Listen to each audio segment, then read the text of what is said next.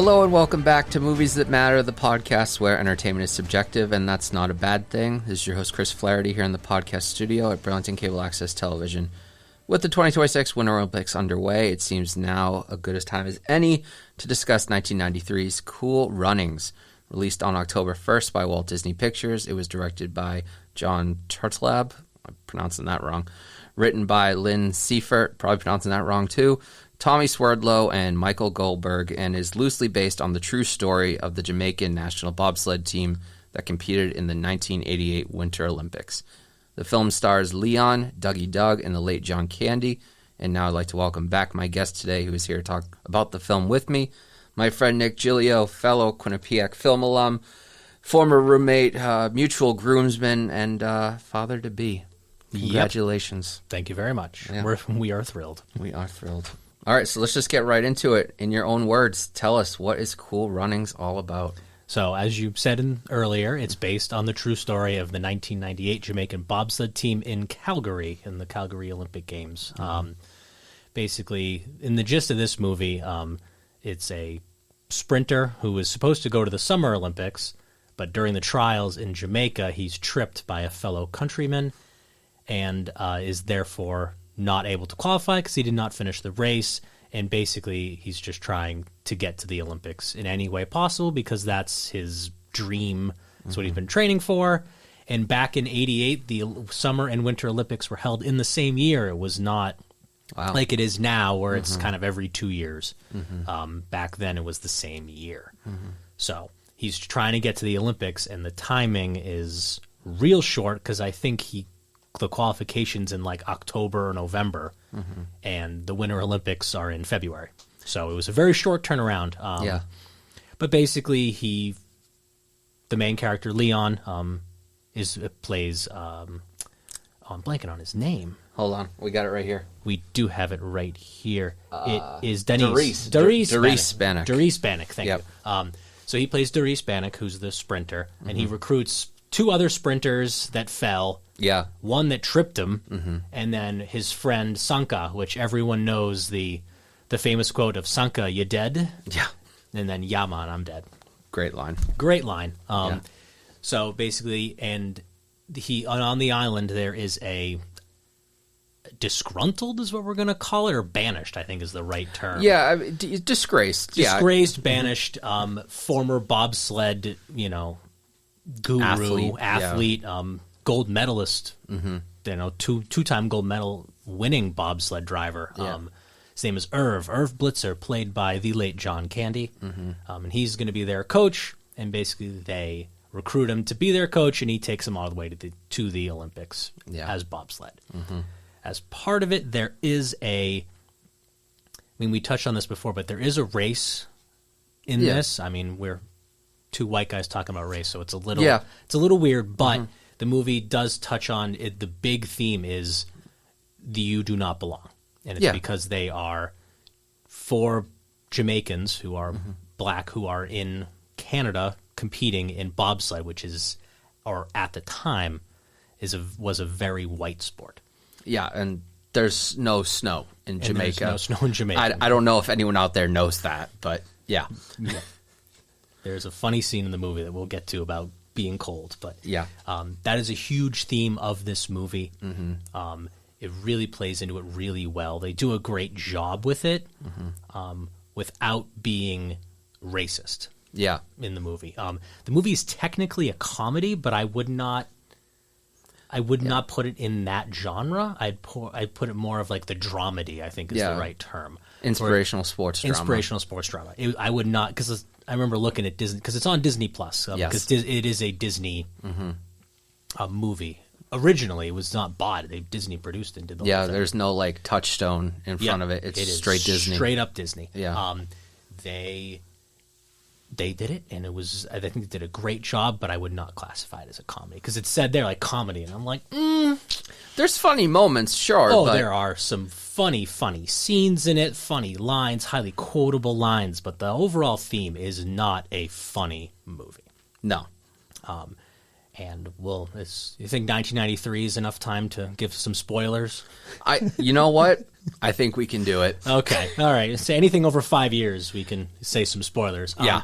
Basically, they train, they qualify, and everyone's trying to make the path tougher for them to qualify, and they do it, and they keep qualifying and doing what they need to do to make it to the Olympics. And they do 3 runs. The first run, they really just do terribly. They weren't prepared. They were nervous. And the next 2 runs, they were in contention to win a medal. But halfway through the race, they crashed. The sled broke and they crashed. Pretty brutally, too. It's bobsled crashes are always horrible. There's no good crash in bobsled. Right, sure. And at the end, all Darius Bannock wanted to do was finish the race. So 4 of them carried the bobsled over the line. And basically the theme, or at the end of the movie, it was they returned to their country as heroes when they returned back to Jamaica. And then 4 years later, when they returned to the Winter Olympics, they were welcomed back as equals. Yeah. Because they were beating all the best people, all the best bobsled teams in the world. Great ending, honestly, that final sequence of them carrying the sleigh. Yep. And then really the moment of like the father, Junior's father, like showing like pride and acceptance at the end. Yep. Like opening his jacket and you see the Jamaican bobsled shirt on. Yep. Oh, yeah. Yeah. Forgot about that character. And I do love that Junior and I'm probably going to refer to him as Big Baldy a lot. It's Yul Brynner. Yul Brynner. And I do love that is not a recurring joke throughout the movie. There's just like this one shot where like John Candy's like, really? Okay, moving on. Yep.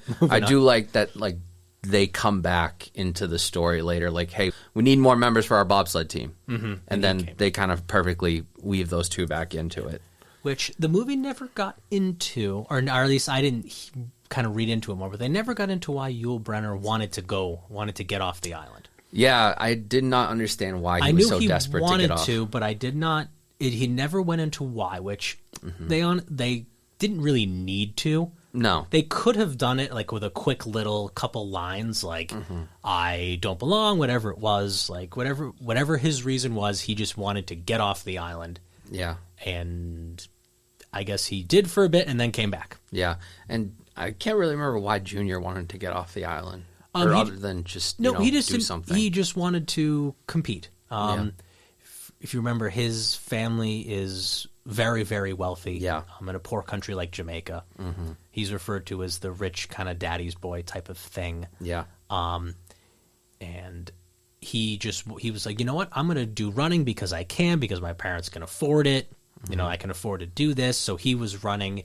He was not, it's not that he wasn't very good, but he was kind of clumsy and tripped, probably the 2 fastest runners on the island of Jamaica in the trials. So it's his fault. Yeah, but he makes up for it. He does make up for it. He's the big character arc there. If he's the clumsy one, and if it wasn't for him, they wouldn't have. Right.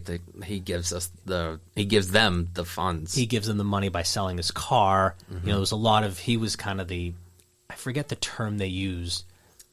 Catalyst? Yeah, he's the catalyst, I think is the right one. Like, if it wasn't for him, they would have went to the Olympics, and if it still wasn't for him, they would have went to the Olympics. Yeah. So because the arm wrestling and the singing on the street and the I'll pay you $1 to shut up is still one of my favorite lines. And the kissing booth didn't exactly work out for them. Although I think the kissing booth got them the most money. It did. It got them like $100 and something bucks, and it was Darius that got all the kisses, and Sanka got 1 from the old woman. Yeah, and Darius is married, right? In this movie, bold move for him. Yeah, that was the funny part, is they're doing the kissing booth and his wife comes up and she gives him the look and he's like, uh-oh, like deer in headlights. Yeah. It was a good one. It was very good. So you and I were pretty young when this came out. I was 1. Yeah, that's pretty young. Yep. So how did you first discover this film? I was probably on the Disney Channel. Really? Oh, the old school Disney Channel. The old school Disney Channel. It was probably on a movie. Yeah. Or my cousins watched it and I happened to be there. They're a little bit older than me, but not too much. Okay. What really sticks out with you when you watch it? So the big thing is that you got to think about all the sports movies in the world. Mm-hmm. Think about like Miracle on Ice, everything like that. Every single one of them has a happy ending where they win. Yeah. This For the one, most part, for the most part, this one doesn't. Mm-hmm. They don't finish. Yeah. And it shows that wasn't what this movie was about. It was not about them winning and getting a gold medal. Mm-hmm. It was about them becoming equals. They weren't out there trying to, I mean, obviously they want to win a medal, mm-hmm. but the big thing is they just wanted to be accepted. Yeah. And I think that really separates this film from other sports ones, mm-hmm. And that's why I love this one. Probably of all the sports movies in the world, I would put this easily my top 2. You like a lot of sports movies? Sure. Yeah. It's just there's not very many, and if there are, or not many that I like, I'm sorry, mm-hmm. they're all the same. Yeah. Every single one of them starts there. The story arc is virtually the exact same. Mm-hmm. They're good, something bad happens, and they try it, fail, and then they end up winning and overcoming the, David versus Goliath kind of story. There's a formula to them, for sure. This one follows it sort of, and then at the end, the big thing is you realize it was not about them winning a medal. It was just about them being accepted as equals. It's all they wanted. Yeah. Which is why I love it so much. Yeah. Definitely subverts expectations. Especially for, like, a Disney sports film, because if sports films are a dime a dozen, Disney sports films are... Yeah, they're more so a dime a dozen. Yeah. I mean, they have a couple. The other one I could think of was Miracle on Ice. Miracle on Ice, The Rookie. There's so many. What's the one with The Rock, where he's the quarterback? Oh, and he's got, like, his daughter. Yeah, the daughter. I forget that one. But that's another one. I can't remember. The Game Plan? I think that sounds about right. Yeah. But they're all if you just search sports on Disney Plus, there's dozens of movies on there. Yeah. And this one is the one that I believe is different, mm-hmm. which makes it, to me, that much better. Well, it was one of the first, really. It really was. Yeah. It was only 5 years after it actually happened, so it was pretty close. That blew my mind. I'm like, wow, they got the rights. They got the rights really to it. fast. Yes, they did. So obviously we talked about the ending. What other scenes or moments really stick out in the film for you? So obviously this movie, I mean, I can quote a bunch of the good lines. Obviously the song that he sings, mm-hmm. But I'm trying to think of like a really good one. It just shows that you just need to try. Mm-hmm. Like if that was not their sport. They didn't even know snow. Yeah. They didn't even know ice. Like one of the things was ice. Mm-hmm. I'm sorry, did you say ice? They're in Jamaica. I got to take a hot bath. I'm thinking about all this ice. It's really funny. I would say John Candy does a phenomenal job. I mean, John Candy is a comedian. He does funny movies. This mm-hmm. was not they label it as a comedy, but this was one of his more serious roles. I would agree with that, definitely. He does do some funny things, just because he's a natural, born comedian. But mm-hmm. this movie is more serious, and it was really cool to see him in that role. And I think it was one of his last few roles that the last film that was released when he was alive. When he was alive, yeah. Yeah, alive. I think there were 2 films that were released. Posthumously. Thank you. I was not going to pronounce that correctly, so I appreciate it. Yeah, and I only knew it because I mispronounced it at an event on the microphone. Oh, well, it happens. I was corrected, but I know it now. Yeah, but no, it's good. I mean, I love John Candy because he's very funny, but every character or role has sincerity behind it. Mm-hmm. And the fun fact about this role was the character of Irv, the Coach Irv Blitzer, was originally supposed to be played by Kurt Russell. Interesting. Mm-hmm. That would not have hit as hard. No. Mm-hmm. But, I wouldn't say he signed on, but it was like that was the talk of it. Mm-hmm. And then John Candy read the script mm-hmm. and begged the studio to hire him or cast him mm-hmm. as Irv, and even took a giant pay cut. Wow. Because he really wanted to do this role, mm-hmm. and they gave it to him, and I think it was perfect. Because Kurt Russell was a much better coach in Miracle, hilariously, another sports movie. We talked about how it's not really a comedy. He was a better Herb Brooks than an Irv Blitzer. Yeah, we talked about how it's not really a comedy. I think if you had Kurt Russell in that role, it would be much less a comedy. Yeah, it would have been way too serious. No offense to Kurt Russell, but he's much more better in a serious This more film. serious role. Yes. Yeah. No, this one had funny parts to it that John Candy needed to do. Yeah. Like when he couldn't get the helmet on. Oh, yeah, I love that He's got the part. dreadlocks and the helmet. Coach, and he smacks the top. Smacks it down. Thanks, Coach, and he can't see because the hair is in his eyes. Or they find him in the bar, and they're like, how would you like to coach a bobsled team? And they just immediately, he goes for the stick. Yeah, he goes for the pool stick. And Sank is like, he's got the stick. He's got the stick, and he's trying, and they scare him in the bathroom. Oh, my God. He opens the stall door, and they're standing there. Hey, Coach. Greetings, sled god. And he's Sled God, yes. And he screams, he's clutching his heart like, oh, Yeah. jeez. I don't know. Considering how John Candy died, damn. Yeah, it was like, oof.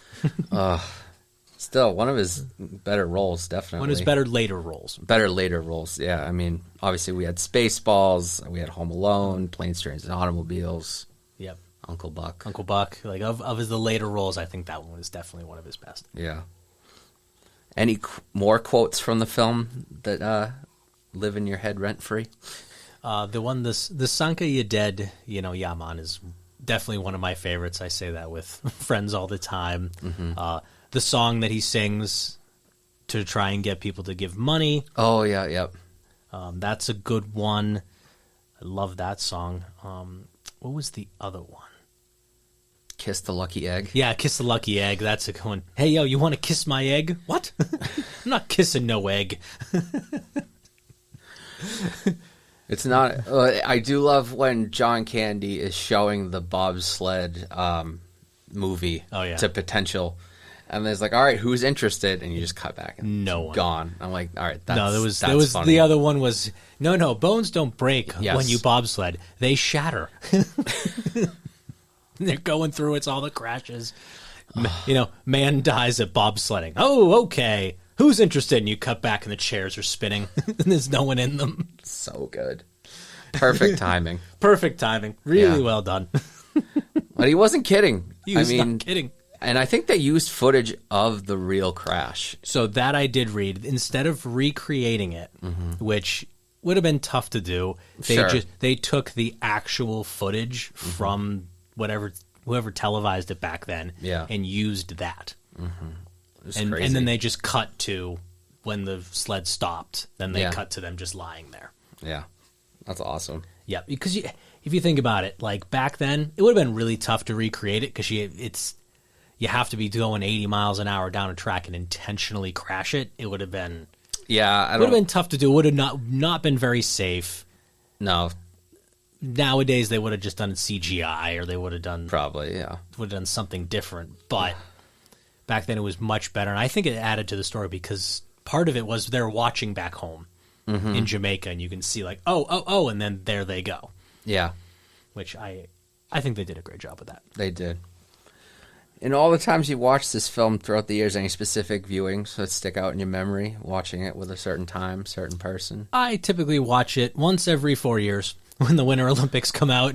Nice. I like that. And it's typically also on TV at that time. All your sports movies, like This One in America, are always on right about now. We're recording during the 2026 Olympics in Milan Cortina. And it's generally on during that time. It's perfect timing. Can't really screw up that timing for this one. You big Olympics fan? I love watching the Olympics. It's fun. It's pure nationalism. What are you liking right now? Oh, curling. I've always been a curling guy. Big curling guy? Curling, bobsled. Actually, not really bobsled, but skeleton. When you go head first. Oh my god! And hilariously, it's actually the safest way to get down on really the bobsled track. Yeah. We can go head first. Yeah, we'll get into that later because I know there's something about bobsledding. Yeah, I mean, we'll just jump right there because I know you actually have been on a bobsled before. And went down the track. Yeah. Tell me about it. So I will say it should be on everyone's bucket list. If you have a chance to go do it, it is a blast. You can check it off the bucket list. We went to the one at Whistler, so that was the 2010 Winter Olympics. We went down that same exact course. Wow. And the thing that they have, that course kind of prides itself on, is it being the fastest course in the world. And it is. They designed it that way, and it's pretty fast. We did, because they track your speed, and the fastest that I got was 120K, which is about 80-ish miles an hour. You went with your dad and a couple of friends, right? Yep. Yeah. Yeah, it was the pre-bachelor party. Yeah, the pre-bachelor party. Was it all four of you in one, or No, because obviously you need someone. We had a driver, and Yeah. then it was just my dad and I in one sled, and then my two friends, and then another driver in another sled. Okay. And basically the whole point is you just sit there, and they literally tell you, and this is a movie podcast, to Hulk out. They want you to be big because gravity always wins. Yeah. You cannot fight. Don't fight it. You will lose. And you just sit there, and it was 42 seconds, I think, was our time. Wow. You're only doing it for 40 seconds. Wow. You would have qualified. I would have qualified. But we didn't do all the way up in the top of the track because you pull way too many G-forces. Okay. We did about the bottom 2/3. I think you told me when you got back, you showed me the video. You were like, Oh, yeah. you had to keep your head back. You have to keep your head back, and you have to keep your spine straight. If you lean Yeah. forward, you'll fall, and my friend did that. He was on film, and he was leaning forward to get speed, and he got rocked. And you can see his head smack against the sides of the bobsled. Is this who I'm thinking it is? Yeah. No, it's the other one. Oh, okay. All right. Because I was going to say, the other one's had enough injuries like that in his life. Yep. So we need to keep him safe. Keep him safe. But yeah, Keep him off the bobsleds yeah, in future. He got rocked. Yeah. Didn't go out with us after that night because he just did not feel right. He got his bells rung, Oh. unfortunately. But he was fine the next day. We went skiing. That's good. But it was a blast. We got pictures. Our driver was in, because when we went, he had just come back from the Olympics because that was 2022. Right. He had come back in like 3 days earlier from Beijing at the time, signed and drove us. Wow. He's an Olympic bobsled driver, and he Incredible. drove us down. And it's, I've showed you the video. It is, Yeah. It is phenomenal, and that's where I found out that the safest way to get down a track is the head first skeleton. Really? Yes, the least safe way is the feet first luge. Okay. Yep, because you don't have as much control over your sled. If you are head first, the sled's a little wider, and you can move your weight. Oh, okay. And if you need to, you can just bail out. Like if the sled's really not doing what it needs to do for you and it's unsafe, just slide the sled out from underneath you and just glide down. And you You'll started in the Oh yeah, in the there was sled, no yeah. push start. We Yeah, sat down. exactly. There's handles, feet. Like you are, you're not strapped in, but you're sitting there and you're holding on. Yeah. They push you. You do not push. If we Yeah. had to push, the people there would be like, yeah, we'd have a lot of runaway sleds. I get We it. had to Yeah, push. like a lot of people face planting. A lot of people. You have a full helmet on. It's not. That's all you have is a helmet. Okay. Nothing else? Nothing else. Nope. Yeah. Just a helmet. It's Oh, it's boy. a modified bobsled. The walls were higher. So Oh, okay. if God forbid it did flip over, your head is underneath. So Yeah. you'd be well protected. You have a professional driver. You're not going the full speed Yeah, I keep thinking about the crash and how like their heads Yeah. were basically like grinding against the ice. Yeah. So yeah, that would not happen on this because Okay. the walls were too high. But Yeah. anyway, Good thing you didn't have to push it. No, or did you, not have to you would have push ended it. up like Sanka trying to catch up to the sled. Absolutely. I will recommend to anyone that likes to go, I wouldn't say likes to go fast, but kind of really likes to do something fun like that. Worth every penny. You can say you did it. Most people nowadays will strap a few GoPros on it, like what we had done for us, and they'll record you, and it's cool to show. Did you bring your people. own GoPro or? Nope, it was Okay. there. It was. I think we paid 20, or was it 30 Canadian or $20 for it. Oh, that's not bad. And I got the video from up front, like the point of view of the driver, one back at us and one back at the other sled with friends. Yeah. $20. I'm like, worth every penny. And they emailed it to us. We didn't even Lovely. have to do anything. Is there anywhere around here that could do that? I mean, you went to Canada, so We went to Canada. Lake Placid, you can do it. Okay. Basically wherever the Olympics have been, yeah. is you can do that. Salt Lake, I think you can do it there. That's where we met the Croatian bobsled team. Oh, We happened to be there. It was during the 2010 Olympics. wow. We were in Salt Lake for February school vacation week, and there was a team there that was training because there was an Cool. issue with the track at Vancouver, so they drove down and trained. And it was the Croatian bobsled team. The same 4 people that were there went to in British Columbia when we were there in Whistler. Were there in 2010. We drove up, met the Croatian bobsled team, took pictures with them, wished them luck. Wow. And they came in last place. Oh, well, We were rooting for them, and we looked and like, wow, they did come in last. Oops. well. Listen, like the film tells us, it's not about finishing first. It's about who you are. Who you are if as you first. don't finish first. Yep. And I think that ending really hits it home. Yep. Did this film like get you more interested in the Olympics and winter sports? Not really. I grew up skiing, so I always liked ski racing. So it just happened to be like, oh, bobsled, that's kind of cool. And then this movie was out, and it's like, oh, listen, I'll watch a bobsled. Yeah, why not? Why not? It looks fun. It looks cool, and we did it. So I'm pretty happy about it. Did you ski like in high school and stuff? Yep, I was on the high school team. Awesome. Yep, I was a racer. Very cool. All like since you were young, and all the way up, or I wouldn't call it professional or amateur racer. I did racing like that. But like you've been on skis like since you were little? I've been on skis since I was 4. Yeah, so there you go. Yeah, yeah. There's, as I say to my wife all the time, there's nothing I can't do on skis. There's things I won't do. Let's get to one of our favorite sections, favorite trivia or fun facts on the film. Oh, yes. The big one that I read was about Kurt Russell. That was the real big one. The other one was the guy who plays Yul Brynner. It's Malik Yoba. Yoba, yep. Originally not supposed to be in the film. Just reading lines as that character, and then basically created the character, and the casting director was just like, yeah, you want it? Something like that. Love when that happens. Yeah, that was a cool one. The other one, I wouldn't say it's a fun fact, but did you know that Hans Zimmer scored this movie? That blew my mind. I saw that in the credits. I'm like, what? Okay. Yeah, okay. Yeah. All right, let's see what he does. The other fun thing is that all 4 bobsledders, so it's Dries, Yul Brynner Jr., and Sanka, all of them are not Jamaican. They are all American. Okay.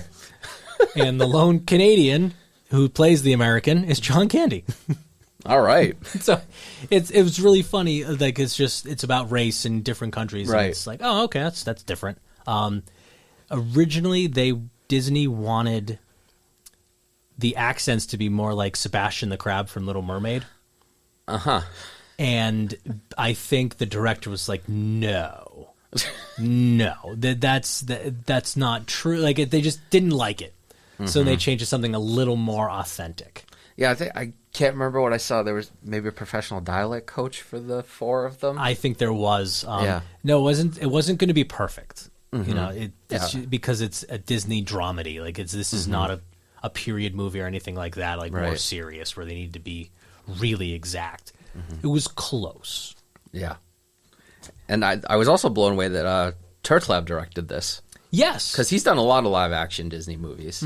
He does. I think he was the 3rd choice. The other 2 people dropped out for other movies. Who are the other 2? I do not remember because I didn't recognize their names. Okay, but they were like, you know what? I'm going to do this movie instead. It's better.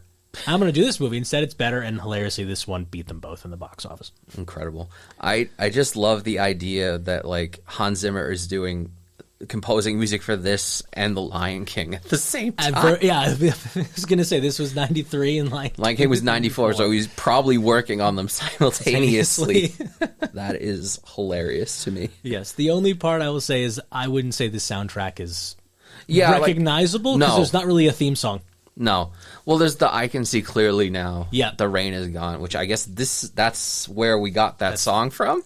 Kind of? No, the original one was a while ago. Okay. The one you're thinking of is the one by Jimmy Cliff. That's a little more of like an island. The original one, yeah. The original one's this from is a while. The cover that we all are very familiar with. Yeah. Okay. Oh, fun movie. Very, very fun movie. And like any film based on historical events, there were some changes to the story. Yes. Like they, how do I say this? The crash was not their final race. It was like the 2nd or 3rd, I think. I think I know it was close. It's a dramedy. It is based on a true story. It is not the exact true story. I just know they crashed. I just don't remember which race it was. Yeah.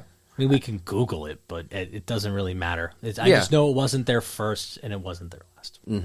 I think with any film based on historical events, there are going to be changes made. Yeah. The big change, actually more of a fun fact too, was there was supposed to be a lot more like sex and drugs in this one. Oh. Yeah. It was. Why? I'm not sure why. The original script had Doris Bannock kind of fooling around with people in Calgary. I guess he wasn't married in that version of the story. Okay. Or maybe part of it was, like he went out and did something. He needed to blow off some steam or something like that, and he just went out and decided to have some fun with some women. And obviously that most likely included them, the four of them, getting high or doing something with, so I guess, and then once Disney kind of took hold of it, they're like, yeah, no. Yeah, I think they made the right call on that one. They made the right call. It didn't add to, like, that. If it was actually a problem, they would have kept something like that in the story. They would have hit it a little more, but it did not add to the story at all, so it was right for them to cut it. Yeah. It just didn't make sense. I think it would have hurt the film a lot. Oh, it would have. These four characters, if it wasn't Disney. Yeah, but these four characters are very likable, and like I hear that, and I'm like, ugh. Yeah, I was sitting there, I'm like, that's the right decision.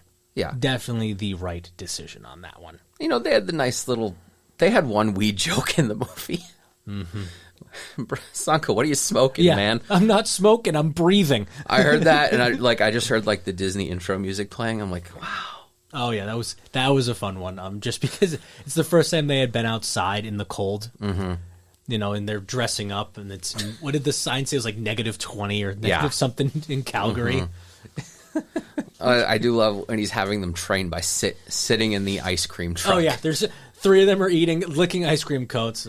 I'm telling you, cold is the greatest way to ensure a good bobsled. And he opens it, and Sanka's hair's all frozen. He breaks a piece of his thread off.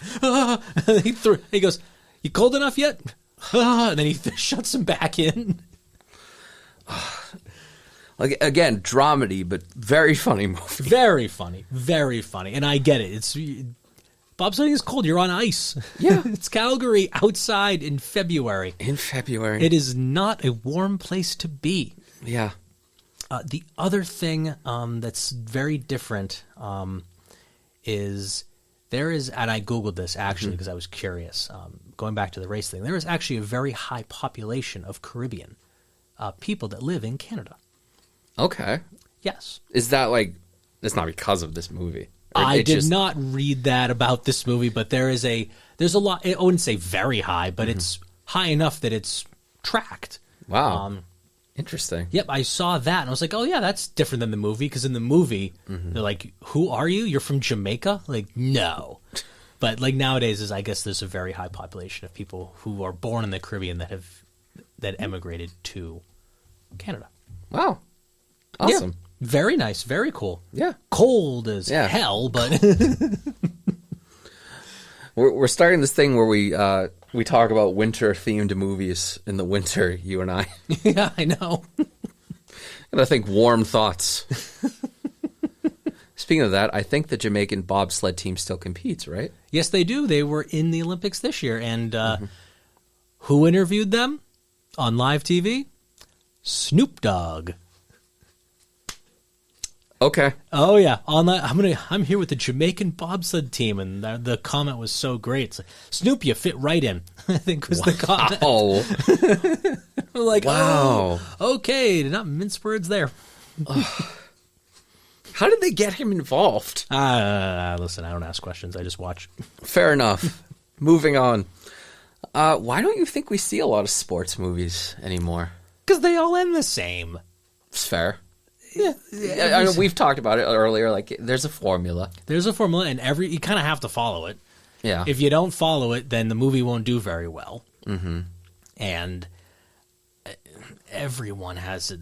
Hockey has it in Miracle. Football has it. There's so many football ones. Mm-hmm. Baseball has one. I don't remember which one. Oh, the one baseball one that I know, and it was a Disney one. It's The Rookie. The Rookie with Dennis Quaid. Yep. The other one is another kind of comedies. Major League is the other one, which is more funny than a league of their own. A League of Their Own. Just there's so many. Yeah. And this one was about bobsled. Like, it's a very unique. It's a very niche sport. Yeah. And they do a great job. I will say, like, every time when the Jamaicans go on the track at the Olympics, everyone cheers, and it's definitely because of this movie. Oh, for sure. You know how long I've heard the name Cool Runnings throughout my life before I have actually watched this movie? Too many to count. Too many to count. Like, it's part of our, like, vernacular. Yeah. Cool Runnings, the Jamaican bobsled team. The one thing that sticks out in my head is an episode of 30 Rock where Tina Fey Liz Lemon is impersonating a Jamaican nurse at a doctor's office. Oh boy. Yeah, and she hangs up the phone, and I'm not doing the accent because Nope, you're it's okay. 2025, but she just goes 2026. Oh my god, it's 2026. She just goes Cool Runnings bobsled to hang up the phone. And I'm like, wow. Oh boy. Okay. Okay. Like, yeah, like I was trying to think of like any sports movies that have come out after 2020, and there isn't a lot. This TV show. The only thing I can think of is Heated Rivalry. There was the new wrestling movie last fall with The Rock, The Smashing Machine, which I don't think anybody saw. It was kind of critically panned. I didn't. Yeah. And then I guess Marty Supreme counts as a ping pong movie? Sure. Yeah. I can't recommend Marty Supreme for you. I'm sorry. That's okay. We're here to talk about Cool Runnings, Yeah. which is even better. But yeah, I mean, sports movies. Sports movies. You don't see too many of them, which is why we go back to the old ones. Mm-hmm. Yeah. I will say a big part of this movie was if you think about it, there's a bunch of storylines and a bunch of character arcs. Yeah. There are a ton. Mm-hmm. The one that I thought they did a great job on was John Candy's. Because you hear about that he's disgraced. The disgraced bobsledder now lives here. You can't get farther away from bobsled than being in Jamaica type of thing. Yeah. You know, the athletic president or whatever it is of the Jamaican athletics. Yeah, the Olympic representative president. Yeah. He's like, he's banished here. Like, his country doesn't want him. You really want to go to him? Like, you know, and you're sitting there, it's like, why? And it was never explained until the very not even the very end. It's close to before the final left. Before even the Olympics, it was one of those. John Candy didn't explain it. Mm-hmm. Leon's character Darius Bannock finds out from the American bobsledder. Yeah, he tells him. He tells him like, so what's wrong with Coach Blitzer? Like, what's wrong with Irv? He's like, he hid weights in the front of his sled to make it go faster. And he's like, so I don't get it because he doesn't bobsled. It's like having a gold medal taken away for cheating is a big deal. Yeah. And that's how you find out that's why he was disgraced. Mm-hmm. That's why he moved to Jamaica to get as far away from it. Yeah. It's like, whoa. Okay. And the part was it never went into it. He never went into it until that final conversation where Darius asked him, like, hey, you don't have to answer, but, you know, John Candy's character knew exactly what he was asking. He's like, you want to know why I cheated? Mm-hmm. Yeah. And he explains it, dude. Yeah, go for it, please. And he explains, it's like, I wanted to win, and it felt like that was the only way I could guarantee a win or something like that. And it was he just really wanted to win. He just really, really wanted to win. Mm-hmm. And it's like, okay. And he disgraced his coach, disgraced his coach at the time, who's now he's part of like the Olympic commissioners, director or something like that. Board of directors. Yeah, board of directors. And he's the one basically trying to say like, no, you're done. I want nothing to do with you. Mm-hmm. He's like, no, take it out on me. Don't take it out on my guys. Great scene, by the way. Yeah. Take it out on me. They've done everything you've asked. Like, you know, they showed up. You made everything as tough as possible for them, and they're succeeding. Mm-hmm. So don't disqualify them, disqualify me, and then they let them back in. Mm-hmm. That was a cool character arc. You have Junior's character arc of being the daddy's boy. Yeah. And how he can't stand up to anyone. He kind of does what he's told. Mm-hmm. And then around the same time that John Candy's telling why he cheated to Leon, Junior and Yul Brynner are kind of repairing their relationship and telling them, like, my father says I have to come home now. No, you don't. And it's the other scene of I see pride, I see power. Yeah, the mirror scene. The mirror scene. That's another one, too. Mm-hmm. Leads to a bar. Well, yeah, it does lead to a bar fight. Leads eventually to a bar fight. But that was another character arc that I thought they did a great job on. It was like, no, I have to stand up for myself. Mm-hmm. I can't let people walk all over me. And he did it, and even when he got pushed back, or Junior got pushed back, Yul Brynner was there to help and kind of protect and save. And and then caused the bar fight. Yeah. Which, I mean, the reason why and then it's like, oh, I squared away the whole thing. I told them you are mentally disturbed, so they're not going to press any charges. It's like, oops. Like, that wouldn't have worked today, but. Love it. It was good, but there was a lot of good character arc for almost all the characters. Sanka's got the same one. He's the same comedic guy. relief. He's the comedic relief, but he does have a serious point where he's really fed up with Derice's attitude, and basically he's trying to do what the Swiss team's doing. It's like, we're not Swiss. Right. Look around, look at me. I am not Swiss. I am Jamaican. And he keeps firing back of, we are Jamaican. We are not Swiss. We need to do our own thing. We have our own style. Yeah. And he kind of just opens his eyes a bit more to see what's going on, which I thought was really good and really fun, or really just a good way to do it. It was not the character I thought was going to do it, but the character that needed to do it. I would agree with that. And it was, obviously it's their best friends. Yeah, so they're best friends. They're going to pull each other out in that moment. But yeah, it was a nice cap of Derice's arc, which is like, he really wants to get to the Olympics and be like part of the Olympics and, hang out with the big boys. But no, you just need to do your own thing. Do your own thing. Feel the rhythm, feel the rhyme. Yep. I don't remember the rest of it. Time. Thank you. I have to be cynical for a minute. Yeah, but if a legacy sequel were to be made, how would you do it? Pass. Don't just say pass. This movie does not need a sequel. I know, but what would you do? If I were to do a legacy sequel, it would probably be the next Olympics. Yeah, the one where they come back as equals, and then you actually get to see them actually bobsled. Now, what's the negative in that? There's you just kind of undermine the first movie. Yeah, you completely destroy the first movie. Yeah. I was looking for art for the thumbnail, and I saw a fake Cool Runnings 3 poster. And I don't remember who they had as the sled team, but I remember Tim Allen's buddy from Home Improvement was the coach. Oh, boy. And I'm like, oh, all right. Which probably leads to my next question. If you had to remake this movie, who would you cast? Well, you'd have to cast Kevin Hart in it as probably Sanka. Just because actually, that's kind of perfect. It's the kind of because I remember you sent me these questions. I'm like, well, there's only one person I can do right off the bat, and that's Kevin Hart as Sanka. Yeah. The other ones, I don't know. It'd be tough to do. You can't really replicate John Candy. No, you couldn't. The closest I would think of coming to something like that, see, I thought maybe Ryan Reynolds, but no, because he's not. It would just be Ryan Reynolds being Ryan Reynolds. Yeah, it would. He's not serious enough to do that because he turned into. It'd be like a Deadpool type. Yeah, of thing. That's not it. You'd have to do. I can't think of anybody. That's the problem. I can think of who not to do. Yeah. So that's a good start. I'll just start crossing off names. It's like the Legacy sequel.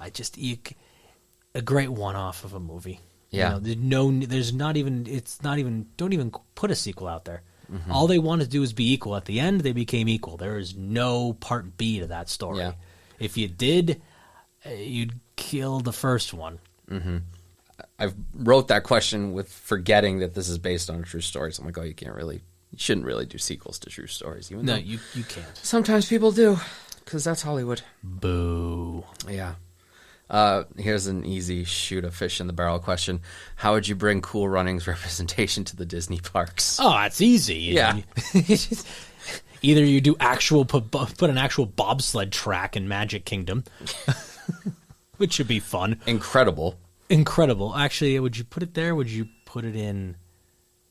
I'd say Epcot. I say you could put it in Epcot because then you could have food there. You can be a country. Yeah. You could do a Jamaica pavilion. And you could go on. They do a bobsled track, or they do something similar, like a test track, but make it bobsled. Yeah. Oh yeah, that would be really cool. Swap out test track for Cool Runnings. I don't think they'd just like retheme test track for Cool Runnings. Retheme test track for Cool Runnings. If they can retheme Haunted Mansion with Nightmare Before Christmas in the fall.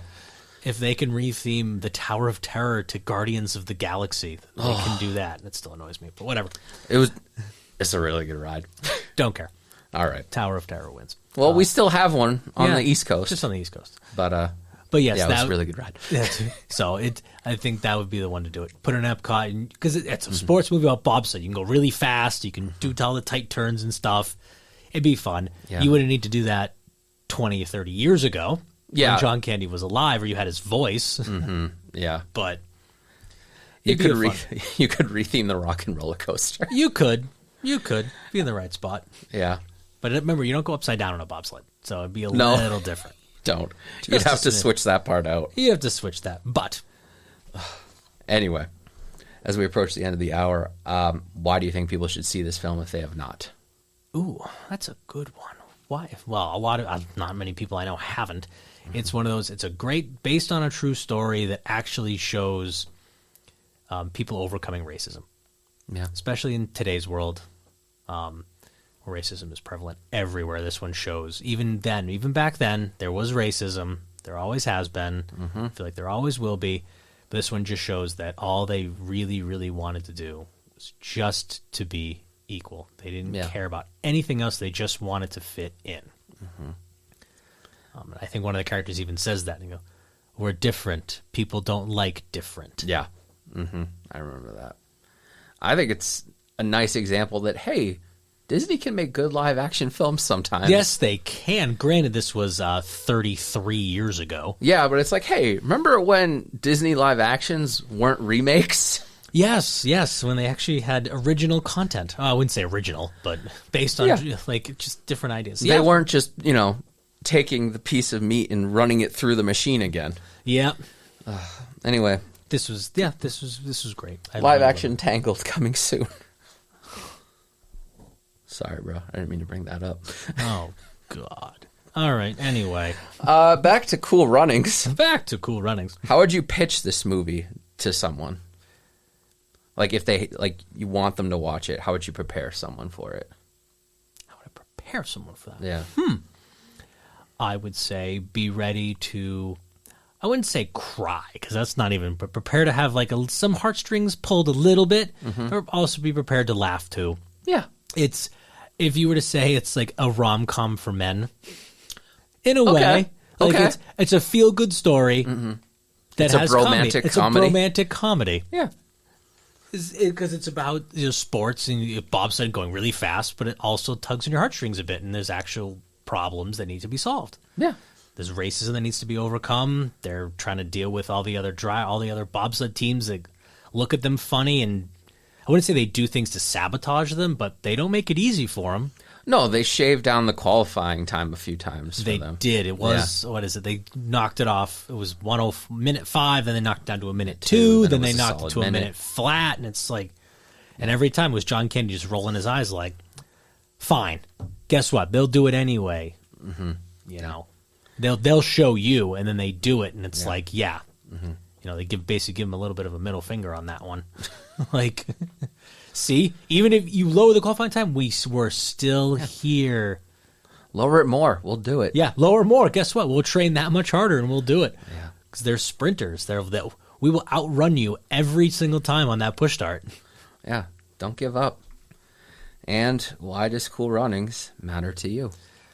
I feel like I've said this a bunch of times, but it's okay. We're wrapping up. But it's a feel good story, and it's different. It's a sports movie that is different, and I love. It's very Hollywood. It's the same but different, and the difference was it's not about it's. People think this movie is about them winning a gold medal. It is not. It's just about them being equals. That's all they wanted. Like, even if in the movie it's like, I just wanted him saying, it's my dream to go to the Olympics. He doesn't really say a gold medal. He might say it a couple times, but his big thing was, no, I'm going to the Olympics. That's all I want to do. Yeah. If you think sports movie, it's like, no, you have to win and be the champion. It's like, nah. No. I am content with just being here representing my country. Winning doesn't always mean first place on a gold medal. No, it does not. Yeah. I will tell you, at the end of one, I usually tell you what movie we're going to do next. I don't know what I want to do next. It's okay. You got time. I got time. I was thinking we'd do a joint one with my wife. That'd be a fun one. Well, your wife's got to come back because we have to do part 2 to Wicked. Ah. Yeah. Forgot. Wicked for good. Yeah. Well, thanks, buddy. You're welcome. Thank you for having me. Yeah. I'll be honest, it had been a long time since I've seen this movie, and I can tell you exactly why. It had been 4 years since I'd seen it because of the Olympics, and it was a great excuse to watch it again, and I'll probably watch it again soon just because I enjoyed it that much. And I will watch it again every 4 years, and with my child to be. Yeah, I was going to say congrats again, and I can't wait for we will definitely watch this movie together. To share your movies with your little boy. Yep. Yeah. We'll have some fun. Yeah. Folks, thank you for listening for another episode of Movies That Matter. Remember, you can find us on Spotify, YouTube, wherever you find your podcast. Oh, Nick, by the way, this was my first time watching Cool Runnings. Sorry, I forgot to mention that. I'm sorry. What? Yeah, this was my first time watching Cool Runnings. I want to put a slap sound effect in this one. Just I got you. What? Yeah, where was I? Folks. No. We have 5 minutes. Okay. What? Yeah. I'm sorry. Thanks for finally getting it off my watch list. How have you not seen this? It's a Disney movie. Mr. Disney, you were just in Disney World. Yeah, well, look, there's no representation in the parks. We talked about this. I would say, were you born under a rock, but you clearly were not. Well, I mean, not to get on my physical media soapbox again, but this you don't have it on Blu-ray, do you? No, it doesn't exist on Blu-ray. It doesn't exist on Blu-ray. I don't even know if there's a DVD, to be honest with you. There probably is in a Walmart box for $1, but well, I'm gonna have to go bargain bin diving now. Like a cartoon with the legs sticking in the air. Yeah. I am amazed you have not seen this movie. It has been on my list for such a long time, and not until the age of streaming did I really have access to it. You know what? I could see that. Yeah. I could see that. It's one of those, it's like, you have it? Okay. Mm-hmm. But if it's streaming, you can just do it. You can just click it and watch it. Like, I'm sorry. I'm amazed. I know. Did you watch it with your wife or just by yourself? I was just by myself this time. Even my wife has seen this movie. I'm sorry. and she kind of knows the quotes. I mean, not as well as like I do. I would say we, but you don't know. I'm sure she would have watched it with me if she was home, but she was working. So because she tends to watch a lot of the movies that I do. Movie. I am sorry. You were missing out. I'll say it's not no shame on you on me. You were just missing out. I know. No, well, I'm not going to wait 4 years to watch it again. I'll tell you that much. No, exactly. Exactly. And now you know all the quotes and you can use them. So, I get the hype. I really do. It is a good one. Now you can sign off, you all right. schmuck. Hey, I also haven't seen The Godfather. Anyway, folks. I'm dying. Thanks for coming back for another episode of the Movies That Matter podcast. Remember, you can find us on Spotify, YouTube, or wherever you find your podcasts. If you'd like to get in touch with me about the show, you can reach me either at Gmail or Instagram at Movies That Matter Pod. You can also be my friend on Letterboxd at Chris Loves Films. At this time, my last 4 watches were Cool Runnings, Hamnet, and The Amazing Spider-Man 1 and The Amazing Spider-Man 2. Folks, the real world is scary. Don't forget to love each other. And when life gets too scary, immerse yourself in your favorite movie or piece of media. Don't forget about box office numbers or Rotten Tomato scores. Watch what you love. Entertainment is subjective, and that is never a bad thing. And until next time, this has been Chris Flaherty with Nick Giglio. Thanks for listening to Movies That Matter.